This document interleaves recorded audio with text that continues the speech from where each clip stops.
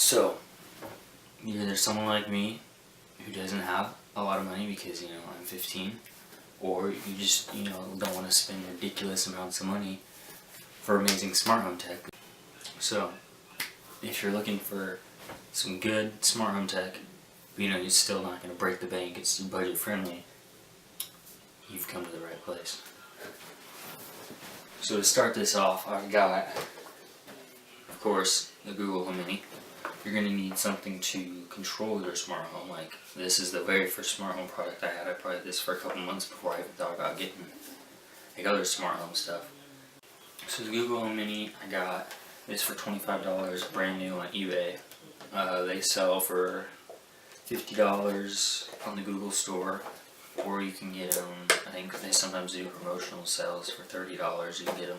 So here is the Google Home Mini. I got the charcoal color, and I always have mine mounted on my wall. I've got a 3D printed mount to hold it up, so it just frees up desk space and it makes it look cooler too. And I also have a Google Pixel phone, so that's why I went with the Google Assistant, because you can have the Google Assistant there and you can also have it on your phone. So it's just overall, it's the ecosystem, So it just makes things easier. So it's not like I have an Echo Dot and Google Assistant on my phone, so it's then like, what's the point having two different assistants? Because then they don't really, work together.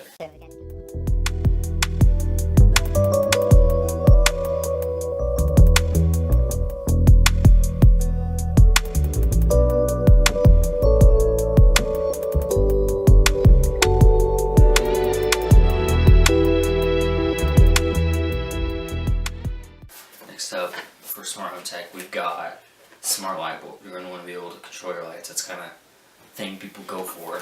So I've got this Mercury smart light bulb, and it comes, I got it at Walmart for $12, and then you got it here, and it just looks your typical light bulb. You plug it in LED, and you can change colors just from your voice, like change the lamp to blue, or change the lamp to red, and you can adjust the brightness of the colors, and you can do like saturation, and then of course your typical on and off.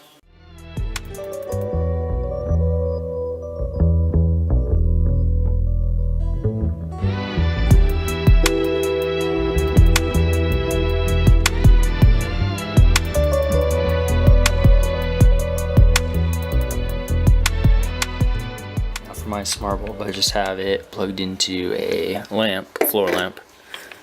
Screw it in. There we go. Now you got your smart bulb. Now all these devices though, I've already had them set up and used them for a while, so you will have to go through the process of connecting them with your Wi-Fi and setting them up through their apps. Turn off the lamp. Sure, turning off the lamp. Hey, set the lamp to blue. You got it. Changing the lamp to blue. Set the lamp to green. Sure, changing the lamp to green. Up next, I've got this Tan smart socket. I think this was the cheapest smart sockets I could find on Amazon. This was a pack of two, so it was $18 for two, so it's $9 a piece. It's pretty good. And then here's a little switch. I mean, this thing's tiny. You just plug it into your outlet and then plug in another thing right on top of it. You got your on and off switch, so that way you don't have to manually say something like that. And these have worked pretty good. I've got two of them. I've got another one plugged into my computer. I've got, this one is normally plugged into my Prusa i3 MK3, so I can just say 3D printer and it boots up, and now it's just on right whenever I need, like if I know I'm going to be coming in here to 3D print something, I can just go ahead and tell it to turn it on, and by the time I get here it'll already be turned on.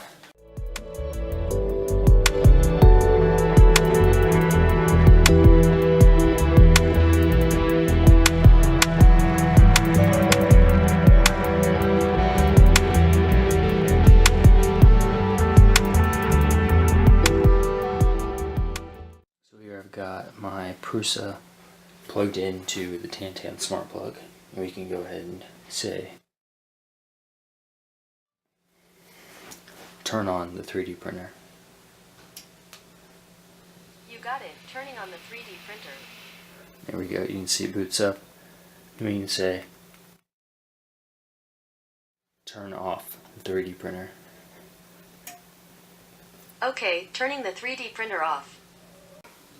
And then, lastly, I've got Google Chromecast. Now this isn't really needed, but this was something pretty cool. You just plug this into your TV and the HDMI port, and then you just plug this other side into a USB port from your TV. And this one's been pretty cool because you can just say like things like, hey, turn on my TV, and it's like you've got your TV's controlled from your voice, which is pretty cool. And also you can hook it up with your Netflix account and other accounts like that. Be like, hey, turn on the TV and play this show from Netflix or this movie, and you can adjust the volumes. You can do that from your phone too, which is pretty cool. So that way you don't have to always grab for the remote. It's like you've always got your remote in your pocket. Another cool thing with the Chromecast is you can then stream YouTube videos. So you have your YouTube app on your phone, and like in the top right corner, I think, there's a little cast button. You just press that, and then it's a lot easier because if you have the YouTube app on your TV already, then whenever you go there, you have to go through the keyboard and click right, and then click, and that takes just forever to type in videos. So this is a really good alternative because then you can just type it in on your phone, find your videos, and send them to the TV, and it plays it on the TV, and you can have multiple ones in a queue. So that way it's like you've got 5 videos up and ready to play. You don't always have to click play on the next one. You can just go through those 5 videos like a playlist almost. So the Chromecast, I'm not 100% sure. I think it's $35 on the Google Store. And then they have the Ultra, Chromecast Ultra, which I think can stream in 4K video. I don't do anything that I need 4K for. I don't even know if our Wi-Fi can handle 4K because I don't know people that stream in 4K. If you do, not opposed. I'm just saying I would rather much get this one because it's $35 compared to like maybe $50 or $60. I don't know. Chromecast Ultra. But this thing is pretty nice. It's small too, so you just plug it in behind your TV. You don't even notice it's there. You already got your TV smart and you can turn it on. Certain times of the day you can have your Google Photos can be playing as your backdrop with your camera. And then if you eventually get smart home tech where you have cameras, then you can say, hey Google, show me the backyard on the living room TV. And it'll pop up a live feed of your security camera from your backyard on your TV, which I thought would be pretty cool. I don't have any smart cameras, but eventually that would be something that would be super cool to have hooked up. Because then I don't know, it just sounds like it would be pretty cool to have.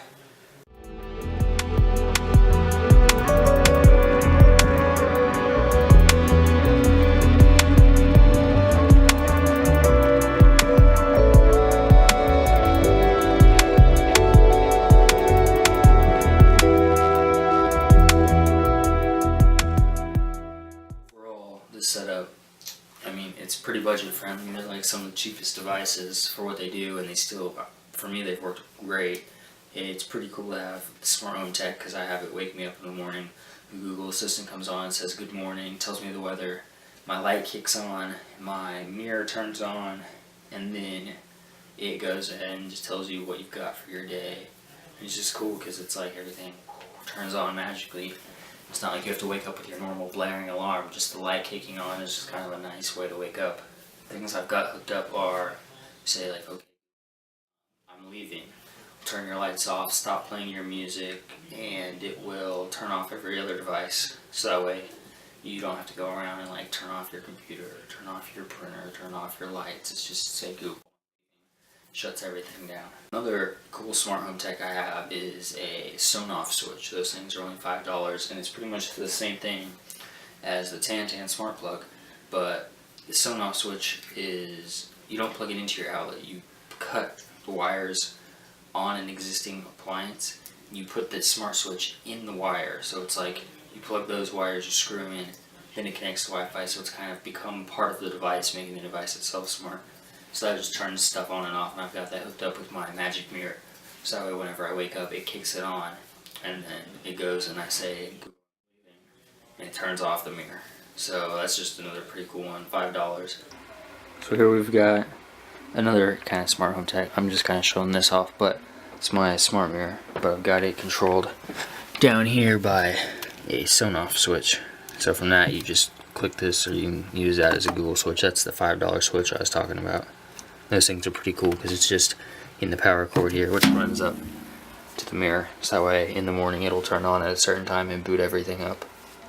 And subscribe, because I'll be making a video about how I made this pretty soon.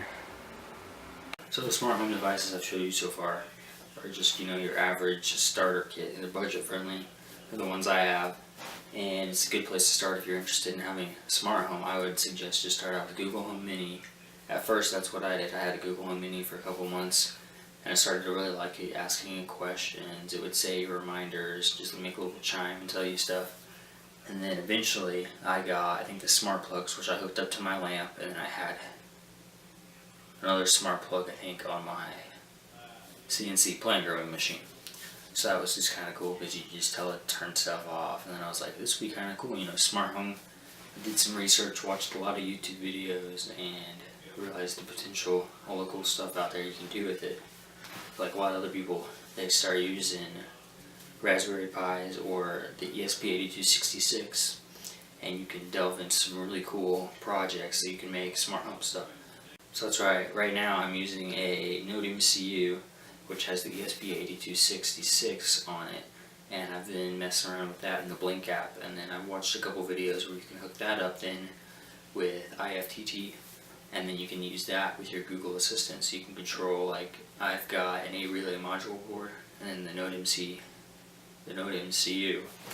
and so that way you could tell Google to turn off each individual relay, or you could have other cool smart home stuff hooked up. So I've got some ideas for that.